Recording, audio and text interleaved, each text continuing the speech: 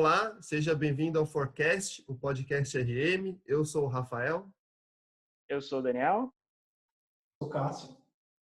E no podcast de hoje, a gente tem a ilustre presença e a honra de receber o Lucas, um profissional muito experiente em Revenue Management, que agora vai compartilhar um pouco com a gente algumas boas práticas da experiência que ele teve tanto no Brasil quanto no exterior, porque agora ele está vivendo no estrangeiro, em Paris, na França.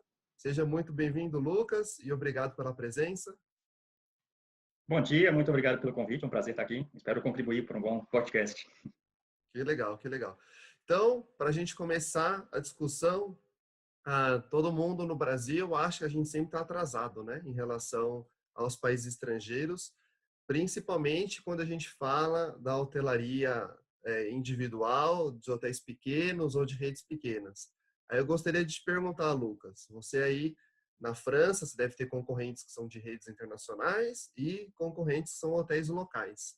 Eu gostaria de saber, pela experiência que você teve aí, se tem alguma diferença, se realmente estamos atrasados no Brasil e o entendimento de RM desses hotéis é melhor do que aqui ou não, eles têm as mesmas dificuldades que a gente enfrenta no Brasil. Poderia falar um pouquinho da experiência para a gente?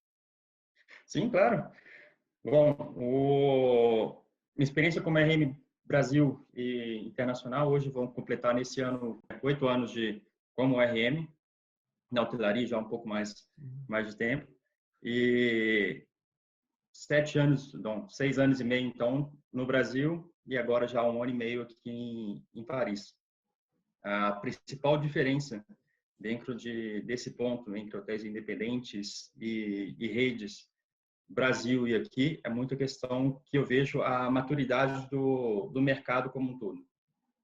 Então, acaba que a maturidade do mercado faz com que os hotéis independentes eles sejam também mais maduros e tenham profissionais mais maduros trabalhando neles. Então, tenho tomadas de decisão, às vezes, mais assertivas. A velocidade dos hotéis independentes é muito maior, isso não muda, acho que seja qual for o mercado, mas a tomada de decisão e a realização de uma ação ela é muito mais rápida dentro dos hotéis independentes. Mas acho que a maturidade mesmo do próprio mercado, do ambiente, faz com que eles tomem ações que sejam mais ligadas à evolução do mercado como um todo. E não, às vezes, como a gente vê no Brasil, eu presenciei no Brasil, tomadas de decisões que completamente desalinhadas com o mercado, né? Sem verificar, sem ter uma base de dados, sem ter um motivo específico para aquela tomada de decisão. Então, essa, para mim, acho que é a grande diferença. E, então, tem sim uma diferença entre esses dois mercados. Não sei se ao internacional poderia isso. Paris também é uma questão muito particular para o turismo, para a hotelaria. Então, mas esse é a minha vivência, a vivência que eu pude experimentar. Legal. E os hotéis aí, tirando os de rede, porque de rede provavelmente tem sistemas de distribuição desenvolvidos, muitos devem utilizar sistemas de RM. E você vê os hotéis individuais, em que nível que eles estão de distribuição e de uso de sistemas de RM? É comum? Todos utilizam ou não? É só para os hotéis maiores? Os menores acabam fazendo o mesmo na mão ou nem fazem muitas vezes? O que você acha? Não, sistemas de RM mais para os grandes hotéis. Os hotéis menores ainda sem um sistema de utilização de sistema de RM. Mas a maioria deles, grande parte deles, com profissional RM dentro dos hotéis, né? Então, aí utilizando ferramentas do Excel, a base de tudo. E o que é mais bacana e diferente é exatamente a possibilidade e as informações que são dadas pelo governo, pelo Convention Bureau e pela Secretaria de Turismo para o desenvolvimento da atividade, né? Então, isso é uma das coisas que mais auxilia e acredito que exatamente dá essa possibilidade dos hotéis independentes se desenvolverem um pouquinho mais, tendo esse suporte ligado ao turismo que vai ajudar a essa evolução. Quando você fala ajuda deles, em que sentido? De dados de evolução do número de turistas, dos viajantes, ou é capacitação das pessoas? Então, trocas de informação sobre, seja o calendário de eventos, número de visitantes que vieram a Paris nos anos anteriores, temporadas anteriores, como foi isso, principais portas de entradas e saídas.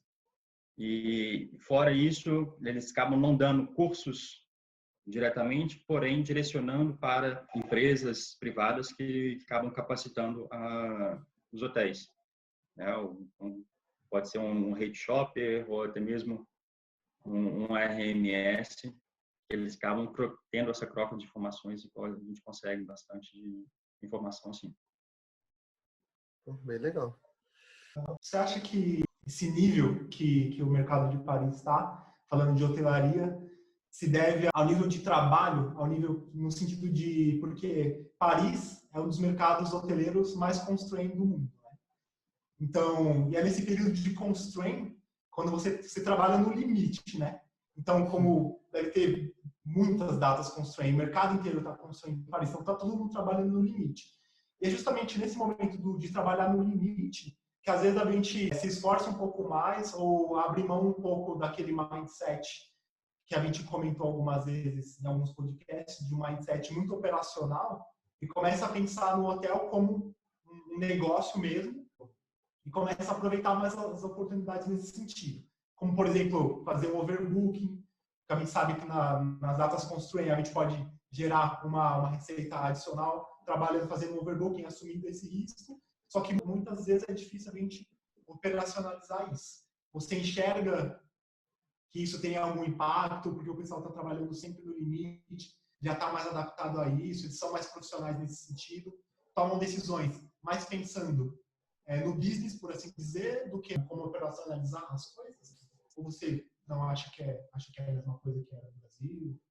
Não, é diferente, acho que é de nível, principalmente nível de equipe, muda muito, como aqui você tem períodos constraining, meses como, fora, a gente não pode dar esse ano de 2020 como comparativo para nada, mas períodos como mês de junho de 2019, hotéis abaixo de 90% de ocupação no acumulado mês são poucos que atingem. Isso dentro do Brasil, intramuros, e até mesmo saindo já um pouquinho de fora de Paris.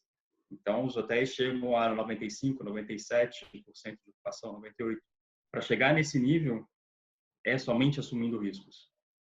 E todos eles, a gente assume esses riscos em todos os momentos possíveis para isso.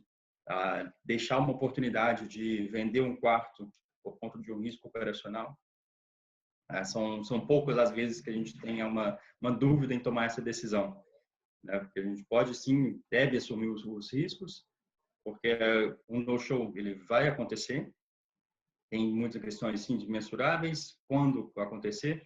Acho que às vezes onde não tomamos muito risco, exatamente dentro dos grandes salões, que grande parte do inventário ele já está direcionado para os participantes daquele grande evento, e que aí a gente tem uma chance muito grande que todos eles venham. E aí vem muito uma questão até muito mais não estrategicamente operacional, mas jurídica até, de que se você tem que repassar essa reserva para outro hotel, aí vai acabar vindo uma questão jurídica atrás, que e aí sim, aí é o risco de verdade. aí é o risco de verdade, exato. Então, são nesses momentos que a gente põe em dúvidas mesmo, assim, olha, corro risco ou não corro? Fora se são reservas individuais, tarifas de reservas corporativas, clientes individuais, não se põe nenhuma dúvida e acaba se fazendo bastante o over. Muito legal esse insight, Lucas, essa discussão, porque aqui acho que, pelo menos para quem trabalha com o mercado um pouco mais aquecido, e é isso, às vezes trabalha em uma cidade que não é tão aquecida e quando tem uma data constraint, aí, putz, nunca tivemos o risco de over, vamos fazer? Não. Então, mas tem mercados que às vezes é recorrente, tem em São Paulo, por exemplo, hoje é comum, né, também antes do coronavírus, né, em tempos normais é comum a gente ter muitas datas constraint e a gente vê que mesmo assim tem muitos dias que ficam apartamentos vazios com um número maior de recusas. Por exemplo, você teve 20 clientes querendo comprar, você recusou os 20 e dormiu com 5 apartamentos vazios. Dá uma dor. Quando você fala que o mercado é mais maduro, as pessoas já têm mais esse direcionamento, das vezes que você viu acontecer, qual foi as vezes que você falou, olha, fizemos o over calculado e, putz, deu errado, nossa, deu muito problema, nossa, foi muito ruim. Tem alguma coisa que dê para complementar nesse sentido? E não, tivemos em todas as situações de over que eu passei até o momento que eu cheguei aqui, e tivemos sim algumas que realmente fizemos o over, onde tivemos que deslocar o cliente para outro hotel por conta desse mau cálculo de deslocamento. Porém, como eu disse, é um tipo de clientela que você está tendo onde destinar o hóspede, é um risco muito bem calculado, né? O fato de fazer o over, de tomar o risco, ele não tira a sua obrigação de dar uma destinação ao hóspede também. Então, é uma questão que a gente tem, que se discute muito aqui, ok, a gente pode fazer over, vamos fazer 10, 15 apartamentos, 20 apartamentos em over, perfeito. Porém, tem-se já dentro do plano, com DRM, junto com recepção, principalmente, que acaba que a linha de frente, que vai lidar com o hóspede, de qual vai ser a destinação daquele hóspede, né? Então, tem-se o risco pode se causar problemas, porém, com o risco a gente já tem que propor uma solução, né? Então, é isso que eu hoje me ocupo de 2 hotéis aqui em Paris, cada 200 apartamentos em cada um deles, pouco menos de 200 apartamentos em cada um, e que o que sempre foi discutido com os 2 gerentes foi exatamente esse ponto. Olha, temos sim que tomar os riscos, porém vamos calcular e saber para onde podemos direcionar esse hóspede caso aconteça que venha se dar um problema e a gente tenha que direcionar o hóspede para o hotel. Exatamente isso. Às vezes a gente fala, dá para fazer um over de 5, porque sempre tem 7 no-shows, mas pode ser que as 5 pessoas a mais venham, né? Pode ser que venha todo mundo nessa noite. Então, é o que você falou. Quanto mais todo mundo, a comunicação é grande, todo mundo está alinhado e todo mundo compra a ideia, eu acho que a gente consegue ter um sucesso. E isso só acontece quando vê que está todo mundo no mesmo bolo. Não é o RM que está tomando a decisão, às vezes vendas, às vezes o gerente, e quem vai dar a cara para o cliente só vai saber na hora, né? Mas eu gostei desse comentário que o Lucas falou, de estar todo mundo alinhado, porque eu acredito que o sucesso do over é isso. Não é só você lá fazer a conta e saber que, sei lá, como o Dani falou, você pode fazer 5 overbook, porque normalmente você tem, sei lá, 6, 7 no shows. Mas de estar todo mundo alinhado, a operação ter um plano. O plano não pode ser, se der ruim, o recepcionista da noite que se vire para achar um quarto, ele começa a ligar para todo mundo e sorte pro carinha. Aí realmente não dá certo, é um estresse pro cliente e para a pessoa da equipe. Mas quando tá todo mundo alinhado, ok, vamos fazer um over e, sei lá, o recepcionista da tarde já vai fazer o primeiro monitoramento de que os hotéis seriam possíveis mandar o cliente, a gente já tem, sei lá, o hotel ABC, já tem um plano de contingência para caso aconteça, não deixar o recepcionista da noite, que provavelmente vai ser ele que vai ter que lidar com o over, na mão e se virando sozinho, porque é um trabalho de equipe, né? Todos têm que colaborar. E isso que eu vi que foi a maior diferença. Pelo menos os hotéis que eu trabalhei, foi a maior diferença entre a equipe aceitar fazer o over e comprar a ideia e ir no mesmo barco daqueles que ficaram com medo e melhor não fazer e ficar vazio. Porque realmente, eu acho que até é cruel o recepcionista da noite, desavisado, ver lá que tá com overbooking e fala, olha, talvez as pessoas cheguem, se chegar, você busca aí na internet onde tem. Não dá, e o hóspede chega, você fazer essa busca na frente do hóspede é péssimo. Todo mundo vai ser prejudicado aí, né?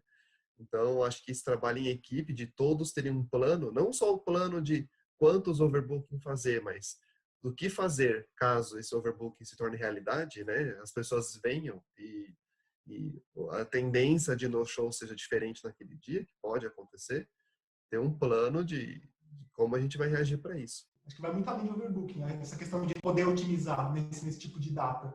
Vai de, às vezes, tem que conferir todas as reservas para ver se está tudo garantido mesmo. Uhum. E aí tem que fazer isso, sei lá, 2 vezes por semana, ou às vezes 8 vezes por mês. E aí tem equipe que não faz. E tem gestor que, tudo bem, são só algumas datas, e são poucas datas e você deixa isso passar. Ou, por exemplo, deve ser muito difícil para fazer a manutenção do apartamento, porque está sempre em alta ocupação. E se deixar fora de serviço, também está perdendo. Fazer a limpeza, tem que estar tudo alinhado, né, num nível ainda maior, não é só o over. Porque se você deixar uma reserva em duplicidade no sistema, você também está perdendo dinheiro. Uhum. Uma reserva que você não conseguiu cobrar, se rodou no show, também perdeu dinheiro. Então, isso deve ser mais comum, deve ser o normal, né, em Paris, e que às vezes em mercados super aquecidos, que em mercados que não estão tão aquecidos, que tem que fazer isso às vezes. Como não é o serviço do dia a dia, acha que está fazendo a mais. Só que não, tipo, isso aqui é parte do serviço. Fazer mais dinheiro e otimizar sempre, né? Então, você tem que entregar isso sempre quando pode, né? Que não é sempre que dá, que você precisa fazer, mas quando precisa, você tem que fazer. Acho que essa é a principal questão, para pelo menos na minha cabeça. Sim. E é legal, assim, Exato, exato. Como o Cássio colocou, entra dentro do checklist diário da equipe reservas e recepção, esse ponto de verificação e acompanhamento de tudo, né? Para até mesmo saber, olha, quantos no shows tivemos ontem, como foi e qual foi o nosso posicionamento, quais foram as decisões que tomamos dentro daquele dia passado. Então, isso é muito bacana. Sim. Outra coisa interessante é que nesses mercados que são muito constrained, o cliente meio que sabe também que tem essa possibilidade. Então, acho que, diferente, sei lá, eu sou um hotel que eu tenho 2 dias constrained no ano, então nenhum cliente espera, em nenhuma situação, ser realocado para outro hotel. E quando acontece aquela coisa rara de ter que mandar, aí é um estresse para todo mundo, tanto para o cliente quanto para o pessoal do hotel, porque ninguém está acostumado a lidar com essa situação. Agora, quando está no mercado que é lotado, que acontece todos os dias, eu acho que a maneira até do recepcionista lidar, ele já está muito mais automático. Ele já sabe o processo, o padrão, e vai. E o hóspede, provavelmente, já sabe aquilo que pode acontecer, que aquela cidade está sempre lotada, etc. Então, um fato que ajuda quando você está muito constrained é o hóspede já meio que não ser surpresa, não falando que a pessoa gosta e aceita sem reclamar, porque todo mundo, ninguém gosta de ser realocado, de ser o realocado, né? Mas acho que já facilita um pouco, porque todo mundo já sabe que aquilo é parte do negócio e vai acontecer. Tá?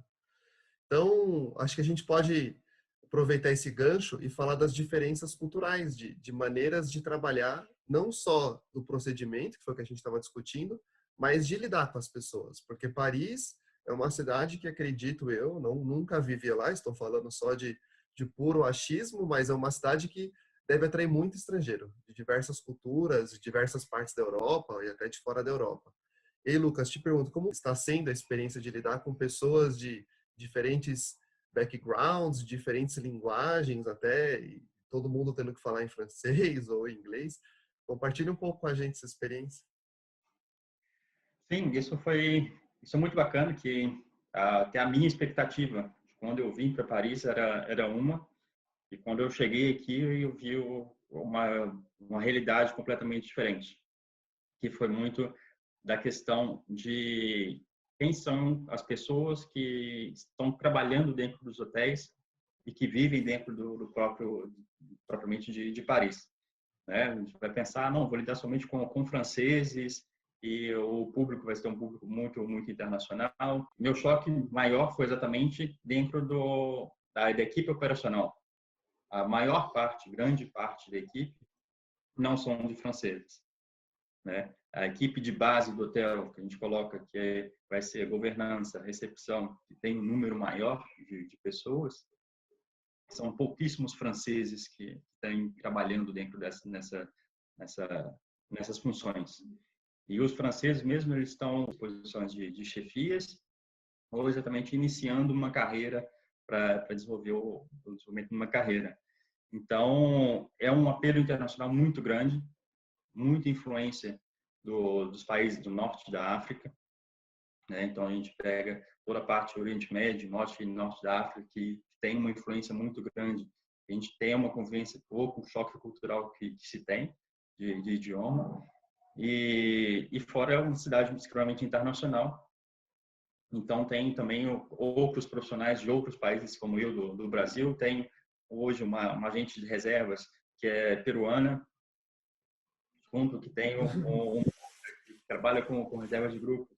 Tem a família, parte que vem da Espanha, e pessoas da Romênia, Polônia, Rússia. Então, é uma troca de culturas muito grande que se tem. E isso é que ajuda muito dentro da hotelaria de Paris. Que sai um pouquinho, acho que uma visão, pelo menos nossa, que a gente tinha, o brasileiro tem do de Paris, que já é um povo muito frio. Quando a gente chega dentro dos hotéis, não é bem assim, porque a gente não está ali com puros franceses trabalhando no dia a dia, né? Tem esses vícios de parisienses e da cidade que acabam agregando aí, dentro das ações das pessoas no dia a dia, maneira de responder, maneira de falar, do check-in, do check-out. Mas, no fundo, são pessoas que, pela internacionalização de Paris, a gente descobre um mundo um pouquinho diferente. Então, isso é muito bacana. Foi um ponto que eu não estava esperando no volume que era quando eu cheguei aqui, e que foi muito bom, foi uma boa surpresa e me ajudou muito dentro da minha adaptação. Que eu vi que não era só eu que estava fora no ambiente fora do meu. Isso é bem legal. Várias pessoas dentro da mesma situação. E, então, isso ajuda bastante dentro da construção, principalmente do RM, da construção de confiança que se tem que ter dentro da posição e de adquirir, de conversar com os outros departamentos. Então, isso foi muito bacana. Legal. Bom, então, Lucas, muito legal essa dinâmica. E para a adaptação pessoa do Lucas, né? O que você acha que foi bom para você, que facilitou a sua saída do Brasil para ir para a França? O que você acha que te ajudou? Bom, primeiro foi uma grande surpresa. Eu não estava esperando, pelo nível pessoal, as dificuldades que eu tive quando eu cheguei aqui, principalmente dentro do ponto burocráticos. A gente fala, Brasil é muito burocrático, tudo é muito demorado. Vocês não conhecem a França. Sabe como é? Eu tenho processos que eu comecei, por exemplo, de minha carteira de motorista para passar para cá, que eu já comecei. Eu dei minha entrada nos papéis faz 1 ano e até hoje não está pronto ainda. Então, são detalhes que a gente não pensa antes de vir, né? Fica muito naquela só de o visto. Tô com visto, pronto, vou chegar e agora tudo vai estar bem e eu vou conseguir o que eu preciso. Não, porque as coisas não acontecem muito de um dia para o outro. Aqui a questão é tudo muito burocrático e depende de muito tempo. E muito tempo também tem aquelas informações e questões inúteis que a gente você não sabe a informação direto, você acaba perdendo mais tempo tentando buscar qual é a informação correta do que realmente ir lá fazendo, que seria uma coisa simples, fácil, né? Mas aí acho que ficam até mesmo como dicas para todos, não saiam somente, não só a questão de visto. A gente tem que pensar sempre em tudo que envolve a saúde, a habitação, né?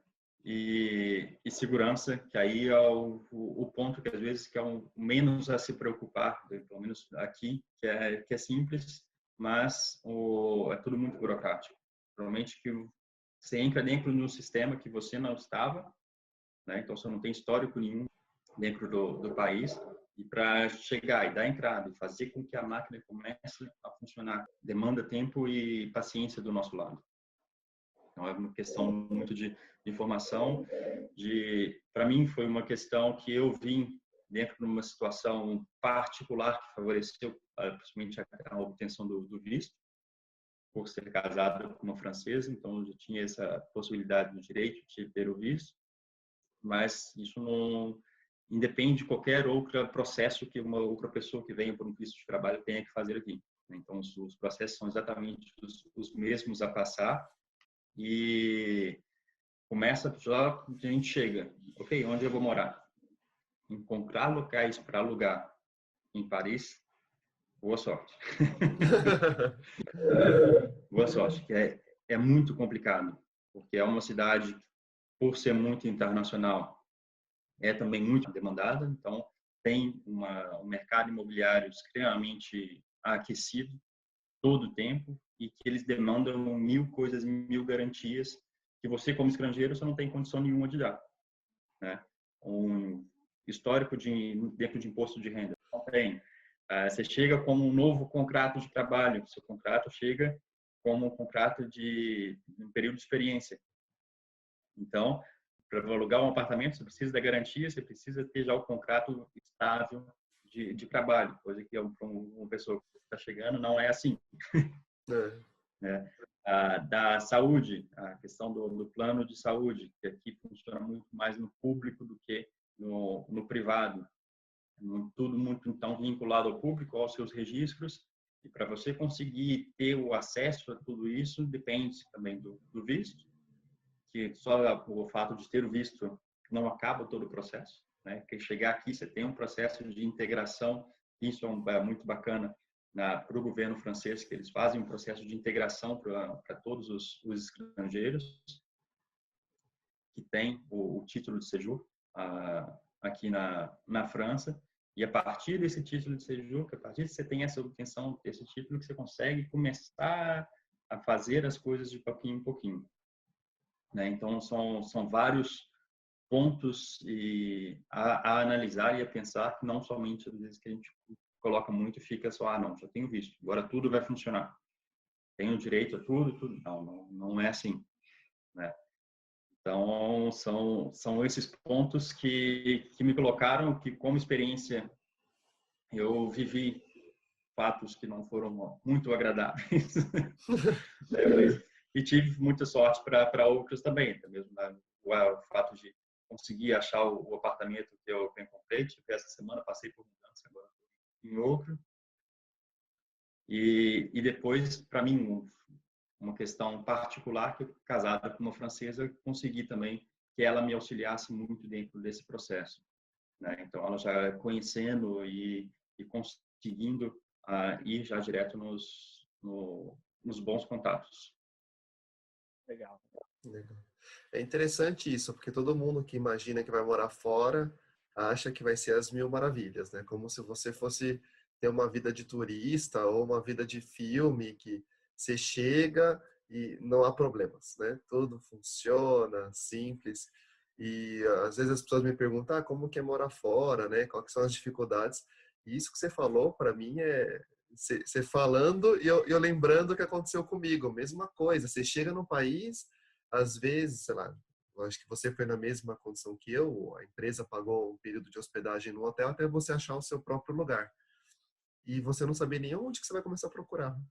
Porque é diferente da cidade onde você mora, você sabe qual bairro é bom, qual que tem boa localização, qual que tem bom acesso, qual que tem aquele preço que você consegue pagar. Aí chega num país diferente, você não sabe qual bairro é bom, onde você tem que ficar. Você quer ficar perto do trabalho, só que às vezes perto do trabalho é muito caro.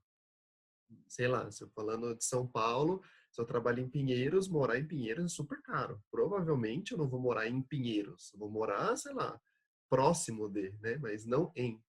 E quando você não conhece o lugar, você não sabe onde que é o próximo de, que é legal de morar, que tá com preço bom, que tem bons apartamentos. Então isso é a maior dificuldade. Uma coisa que você não falou, que para mim era uma coisa que eu sofri em todos os lugares que eu morei, era abrir conta no banco.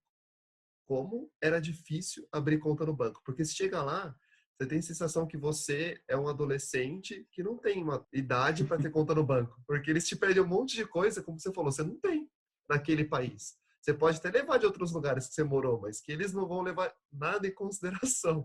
Então, se eles não te dão cartão de crédito, não te abrem conta corrente, você acaba pegando basicamente uma conta salário e fique feliz no banco que você conseguir fazer isso. Então, é desafiador às vezes. E às vezes você não tem com quem pedir ajuda, ou para te ensinar, ou para te dar o caminho das pedras, né? Então, é muito difícil mesmo. Então, eu lembro que para mim, dos lugares assim que eu senti mais dificuldade de achar lugar para morar foi quando eu morei na Nova Zelândia. Que quando eu fui para o Peru, as pessoas do Peru me ajudaram muito. Me senti assim, o filho mais novo que não pode se virar sozinho. Então, quando eu cheguei lá, todo mundo me ajudou com tudo. Então, eu não tive que fazer muita coisa. Então, eles falaram, ó, vou te ajudar a achar um apartamento, tem essas duas opções, escolhe qual que você gostou mais. Então, foi meio assim, fácil. Como eu era meio novo também, estava todo mundo com medo de eu chegar e me assustar e querer ir embora. Então, todo mundo me ajudou muito. Mas quando cheguei na Nova Zelândia, foi assim, se vira aí, velho. Você tem 30 dias para achar um lugar, senão a gente vai começar a te cobrar. E, e eu trabalhava no hotel do aeroporto, então não tinha nada perto ali do aeroporto, né? Então, achar a casa foi muito complicado. E realmente isso é uma coisa que ninguém coloca na conta, né? Acha que só o visto, você tem um trabalho e tudo se resolve. E não é, é um pouco mais difícil que isso. Depois que você se ajeita, é legal. Mas tem que levar em consideração isso também, que é uma parte importante do processo. Sim, sim. O banco para mim não foi uma das dificuldades que eu tive, exatamente por questão particular, né? Que eu já entrei com uma conta conjunta. E é isso, né? Conseguir fazer tudo isso numa adaptação de trabalho, com culturas diferentes, com cobranças diferentes. E tem que mostrar que você vale a pena estar lá, dependendo de como é a situação. É um estresse pra gente, né? Poder se adaptar no trabalho e tal. Então, parabéns pela sua adaptação. Que bom, com uma ajuda aqui, um desafio ali, mas parabéns por passar esse primeiro momento, que eu acredito, pelo que vocês falaram, que realmente é um desafio muito grande. Parabéns. Sim, não. E a gente tem que contar mesmo com os outros. É o momento de não ter medo de pedir ajuda, não ter receio de pedir ajuda, seja uma pessoa que às vezes está longe ou daquela da perto que a gente não tem muita afinidade, mas pedir, porque são essas pessoas que vão ajudar a gente a desenvolver e chegar a encontrar as soluções que a gente precisa. Exatamente. Agora eu gostaria de te perguntar uma coisa. A gente falou muito de cultural, né, adaptações, e aí o legal de quando você vai trabalhar em outro país é que você aprende coisas novas e você ensina coisas novas, né? Práticas que você tinha antes que as pessoas não faziam, que eram boas, e práticas que eles fazem, que é boa e que você aprende. Eu gostaria de saber, das coisas que você fazia como RM no Brasil, que boas práticas você conseguiu levar para a França, para os hotéis que você trabalha e aplicar, e que práticas que você viu no lugar quando você chegou que eram interessantes, que você aprendeu e agregou à sua lista de habilidades hoje. Bom, começando com os aprendizados, acho que depois a gente, que eu acho que o mais aprendido que é contribuir com, com os demais até o momento, mas dentro dos aprendizados a gente tem, como eu estava pontuando, a questão de ser uma cidade extremamente construindo a todo tempo, a todo momento. Então, são situações que antes no Brasil estava baseado em Belo Horizonte ou responsável por hotéis em regiões que não eram regiões primárias, e a gente não tinha uma visão muito à frente, né? A gente pensava no hotel forte 3 meses e não vou ajustar muitos períodos as temporadas além desses 3 meses. Vai trabalhar que o mercado não vai reagir antes daquilo. Aqui, se a gente não fica atento com um ano de antecedência ou mais, que é exatamente, olha, quanto eu estou disponível para venda, a partir do momento que eu estou disponível para venda, eu tenho que ter uma estratégia desenhada para aquele período. Porque se eu não tiver, vai entrar reserva que não deveria entrar, vou perder dinheiro, né? Então, isso foi uma das questões que não dá para se desligar um segundo. Então, é para ver muito a questão futuro, muito antecipar tudo para ter isso acontecendo. O mês mesmo está correndo, últimos ajustes. Acaba que o hotel acaba fazendo as coisas por ele mesmo, né? A parte operacional faz muito isso. Então, aí você vê muita parte estratégica trabalhando muito mais do que aquela operacional que a gente trabalha muito dentro dos hotéis no Brasil. Ainda tendo que abertura e fechamento de canais, onde que a gente vai buscar aquele tipo de negócio, como vai buscar aquele tipo de negócio. Então, isso foi uma das coisas de grande crescimento que eu tive dentro do âmbito profissional aqui. E fora em várias outras questões, até mesmo de processos, às vezes que aqui, por conta de se ter uma atividade muito aquecida e a todo momento, a gente não tem processos muito bem realizados a todos os dias, a todos os momentos, A gente perde o fio da meada e vai ver o impacto só depois que passou, né? Ou seja, então a gente perde dinheiro na possibilidade de fazer top line, perde dinheiro dentro dos custos que acabam ficando elevados demais, que a gente não viu. Então, dentro de seguir, ter um checklist, o mais, às vezes, básico que seja, tem que passar o checklist.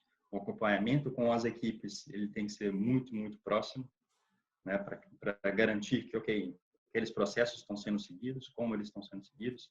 E, atrás disso, a gente vem também como uma equipe de suporte, que aí, acho que foi a parte que eu contribuí bastante para as equipes daqui, foi exatamente dando esse suporte dentro das dificuldades dos dias a dia. Acho que esse foi a minha primeira momento para conhecer o mercado, conhecer os hotéis e começar a trabalhar de uma maneira mais efetiva com as equipes, como eu vinha com a experiência zero da França, foi exatamente dentro desse suporte. Olha, estou aqui para ajudar. Conta como é o seu trabalho, o que você faz, o que é difícil para você e onde eu posso ajudar dentro dessa dificuldade. E dentro dessa dificuldade é que eu fui com isso conhecendo. Eles conseguiram começar a me passar situações do trabalho dentro de equipe de reservas, recepção e até mesmo restaurante, que a gente consegue ajudar. E aí eu fui conseguindo também aprender mais sobre a realidade do hotel, sobre como funcionam os negócios dentro do hotel, o que funciona, o que não funciona, onde que a gente pode ir, onde não pode ir, e fornecendo eles as informações e ajudando eles a resolver esses problemas, que é uma das coisas que acho que mais me facilitou essa minha integração como parte da equipe também. Legal. E no mercado com os trem desse jeito, qual a relação com vendas? Isso daí deve ser uma relação diferente, né? Porque não é mais aquela discussão de volume, volume, volume, mas deve ser, imagino eu, né? Algo mais relacionado à qualidade, qualidade, qualidade. Exato. Aí a gente se bate por uma LRA como nunca. E vendas aí dentro da situação. Eu hoje, dentro dos 2 hotéis, com os meus hotéis, 200 quartos cada um dos hotéis, 400 no total, minha equipe de vendas, que a gente chama de vendas interna, é somente o que se ocupa de eventos e AIB. A venda com clientes, contratos corporativos, a negociação com grupos e outros, fica muito a função do RM e direção do hotel. Então, todos os contratos, por exemplo, contratos corporativos, é o RM que decide qual empresa tem um contrato corporativo, qual empresa não tem contrato corporativo, qual a condição, se tem um LRA ou se não tem um LRA. A gente vai discutir isso com os responsáveis das contas, né? Quem atende uma Accenture, um Crédit Agricole da vida, e dentro daquela perspectiva de mercado e coerência entre o mercado que a gente está vivendo e estipulando, somos nós RMs que fazemos essa gestão de contas. Então, o que muda é que aqui se tem uma situação muito mais fria da troca comercial, né, com o meu cliente corporativo. As visitas comerciais de animação, elas praticamente não existem para os hotéis menores. Eu colocando 200 apartamentos, o meu hotel é um hotel menor, um hotel pequeno. Começa a falar que tem equipes dentro físicas de vendas, a partir de 400, 500 quartos, aí você tem pessoas de vendas específicas para aqueles hotéis que fazem aí sim uma animação de conta dentro dos hotéis. Mas isso vai exatamente por conta de ser o mercado muito constraint. Você tem uma demanda muito grande, você não precisa estar o tempo inteiro ali animando e estar presente com o seu cliente. Ele vai te utilizar porque é o que tá ele todo quer. Mundo... Né? Então, tem essa possibilidade. Depois que eu vim para Paris, acho que eu nunca falei tanto não na minha vida. Sim. Mas quero fazer o contrato. Quantas noites? Não. Mas quero esse preço? Não. Ah, mas que... Não. Não, É uma isso relação... é diferente mesmo, né? Porque quando eu tive essa mesma experiência quando eu estava na Nova Zelândia, lá o mercado também é super constrained no verão e boa parte do ano é cheio. E, e aqui no Brasil, todo contrato corporativo importa. É 10 noites, é 15 noites, é 20 noites que você quer pegar. E lá, a pessoa de vendas nem vinha perguntar para você quando era menos de 100. Ela já tinha um não pré-definido. Menos de 100 não era nem contrato. Era o cara querendo comprar pontual. Era isso que eles viam lá. Então a relação era muito diferente. E eu lembro que era engraçado que às vezes a gente fazia reunião de equipe e a pessoa de vendas, a gente se discutindo, tá o cliente X, Y. A pessoa de vendas já não queria nem contratar. Eu não queria nem fazer visita porque não tinha potencial e ia ter um trabalho desnecessário.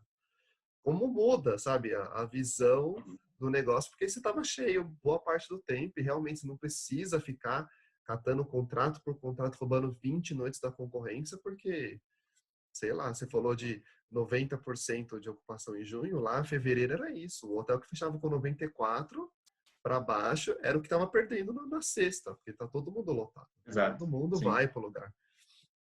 Então, é muito legal essa diferença de lidar com as pessoas e das prioridades serem outras, né? E só querer mesmo, vamos negociar com quem tem volume. Quem não tem volume, já não vamos nem conversar, porque é perda de tempo. Exato. Nesse mesmo sentido, tem alguma diferença com relação a OTAs e intermediários? Porque, por exemplo, aqui nos mercados construindo do Brasil, quando a gente tem algumas datas que a gente já tem a previsão de lotar, a gente discute muito se vale a pena vender para intermediário, não vale a pena. E aí, como tem o tempo inteiro é constraint, você acha, vende mais, vende menos, não vende, ou aí a discussão está muito mais omnichannel mesmo, não está discutindo isso, está discutindo, de repente, o net da coisa, não está discutindo só a comissão, como é que é essa? Nesse sentido? Muda um pouquinho a relação, muito já para a questão da possibilidade de se trabalhar com uma imparidade de disponibilidade. Então, essa questão de fechamento para as OTAs e comparado com o meu canal, já é uma realidade um pouquinho maior e até mesmo a questão de precificação em alguns momentos, né? Então, os hotéis começam já a praticar preços diferentes entre OTAs e os canais diretos. A dependência das OTAs, ela aqui é muito grande ainda. É uma cidade extremamente internacional, por ter um volume internacional hoje. Acho que é o principal ponto de vendas para uma clientela individual internacional são as OTAs. Então, são sempre canais que a gente tem que estar aberto exatamente pela questão de visibilidade, né? Mas a gente muda um pouquinho somente qual o contexto do constraining e qual a real possibilidade que eu tenho de ficar cheio sem ter essa OTA, né? Então, aí com as OTAs a gente trabalha muito a questão do late of stay, né? Então, tendo a possibilidade de fazer uma restrição, vamos trabalhar muito mais dentro das possibilidades, uma estadia mais duradoura, onde aqueles dias que eu sei que eu não vou fechar 100%, eu vou ter um quarto a mais ali dentro da minha ocupação e não vou me penalizar tanto. Mas a relação, ela é constante e muito aberta. E às vezes até acho que um pouco mais massiva até mesmo do que o que a gente tem aí no Brasil, com relação a eles vindo até nós.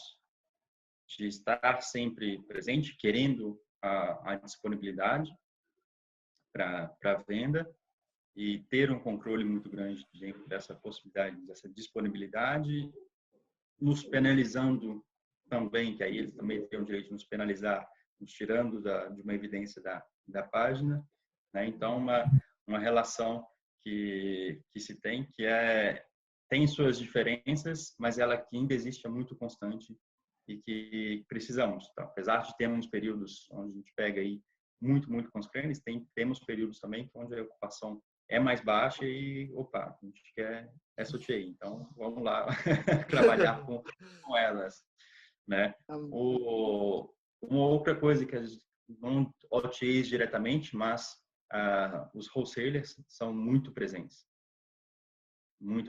e aí é um volume que no Brasil a gente não tem tanto, acredito, por conta desse, exatamente, temos um volume internacional e como o brasileiro tem a sua maneira de compra do brasileiro, que a gente não tem o volume, então acaba não sendo uma OTA direta, mas são contratos que a gente tem que analisar muito bem antes de fazer qualquer assinatura e colocar. Muito legal essa dinâmica, ô Lucas. E aproveitando também, uma coisa que a gente sempre ouve falar, e que talvez você possa ter uma experiência para compartilhar, e total RM? Você vê acontecer, você já consegue trabalhar, você mesmo talvez é uma ideia que você tentou aplicar, deu certo ou não deu? Como que você vê? Total RM aqui hoje é muito ainda direcionado para hotéis de luxo, ou com hotéis com uma estrutura maior, onde, por exemplo, a gente tem hotéis aqui na França, eu tenho uma equipe de RMs em um hotel. Tem um diretor de RM, um ou dois RMs trabalhando no mesmo hotel. Aí sim, o diretor de RM ele consegue dar esse suporte e trabalhar o total RM diferente daquelas pessoas. Hoje, eu não tive a possibilidade ainda de trabalhar e desenvolver isso como eu gostaria. A gente conseguiu desenvolver alguns produtos para estimular a venda de outros serviços dos hotéis, sim, porém não dentro do nível de detalhes e até mesmo a constância que eu gostaria. Mas vai muito da questão da atividade.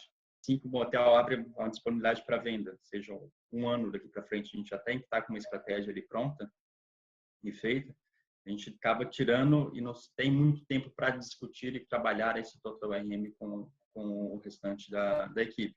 O turnover aqui é muito grande, né? Então ter essa equipe sempre treinada e com foco dentro no dia a dia, das taxas, dos checklists do dia a dia, consome bastante parte do tempo e que a gente não acaba conseguindo fazer isso muito. Pelo menos essa a minha realidade e o que eu vejo também dentro com os demais RMs que eu trabalho. Eu pergunto, isso é só um problema das equipes ou falta sistema também? Falta processo, falta estrutura? Falta dentro de um sistema comunicar com os demais, eu sair somente da hospedagem, como que eu vou linkar a hospedagem com o restaurante? Uhum. Como que eu vou linkar a hospedagem com o spa? E então esse vínculo de comunicação intersistemas é que exatamente precisa de uma pessoa focada para trabalhar e que hoje não tem, que hoje não temos um sistema mesmo que nos auxilia a fazer isso, né? É um ponto de vista. Tá legal. Não, interessante porque recentemente nós tivemos uma conversa com a Harumi, que trabalha em um RMS, e a gente colocou justamente essa pergunta para ela, né? Se o sistema fazia ou não. E foi meio que aquela coisa, o ovo ou a galinha. O sistema vai fazer quando vocês pedirem. E a gente não pede porque não tem sistema. Então, ele não sai do lugar. Tá, mas legal. Mas são situações que a gente tenta sempre com o RMS. É uma das coisas que eu não tinha pontuado antes, mas aqui a gente trabalha muito mais próximo das equipes dos RMS do que a gente trabalhava no Brasil. Exatamente está desafiando o próprio sistema a nos dar um forecast mais assertivo, recomendações mais assertivas, ver um cenário com um futuro um pouquinho mais distante. Então, a gente está tentando intervir até todo momento com as equipes de RMS. E dentro desse ponto, a gente vai sempre para isso pedindo mais detalhes. Eles falam, mas colocar mais detalhes fica mais difícil. E se eu incluo uma informação, fica mais complicado, eu perco a qualidade que eu tenho de visão, né? Então, são pontos que a gente fica nessa discussão, nesse vai e vem, e que não descobrimos. Acho que a gente vai ter muito a discutir agora para a retomada de negócios, que a gente vai estar começando ponto zero para todos os hotéis. Então. Sim, boa. Então agora a gente vai se direcionando para o final e nessa série de entrevistas que a gente está fazendo, de bate-papos com convidados, uma das perguntas que a gente sempre faz é: Lucas, na sua opinião, o que você gostaria que tivesse num RM perfeito? Se você pudesse juntar numa pessoa todas as habilidades, o conhecimento, qualquer característica que você pudesse ter num RM, o que você gostaria que ele tivesse? Então, ó, eu acho que é por experiência pessoal e estar vivendo isso já agora quase 3 anos, a oportunidade de ser pai, eu diria que para mim um perfil de RM perfeito, sinceramente, é de uma criança de 2 anos, 3 anos de idade, que aprende tudo numa velocidade incrível, que a gente precisa falar, ou ela vai ver uma coisa uma vez, aquilo vai levar para ela pro resto da vida. Consegue se comunicar com qualquer pessoa, mesmo sem falar o idioma que aquela pessoa está falando, ela consegue se fazer entender, não importa qual situação e ocasião. É extremamente perseverante dentro naquilo que ela quer, então ela coloca um objetivo para tirar aquilo da frente dela e fazer pensar em outra coisa. É extremamente difícil e às vezes a gente consegue fazer só depois de muito choro. Né? Que não mesmo, e de principalmente que acho que é a questão de adaptação a toda e qualquer ocasião. Essa adaptação hoje agora está chovendo, ok? A gente se adapta a isso, voltou a fazer sol dessa maneira.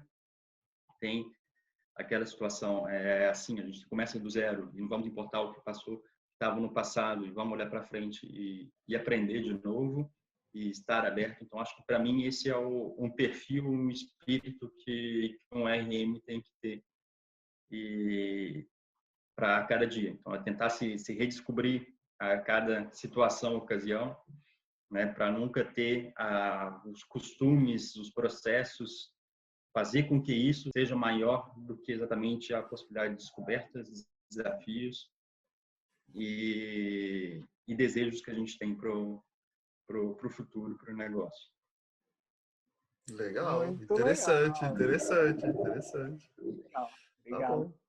Então, Lucas, mais uma vez, muito obrigado por participar. Acho que a conversa foi excelente.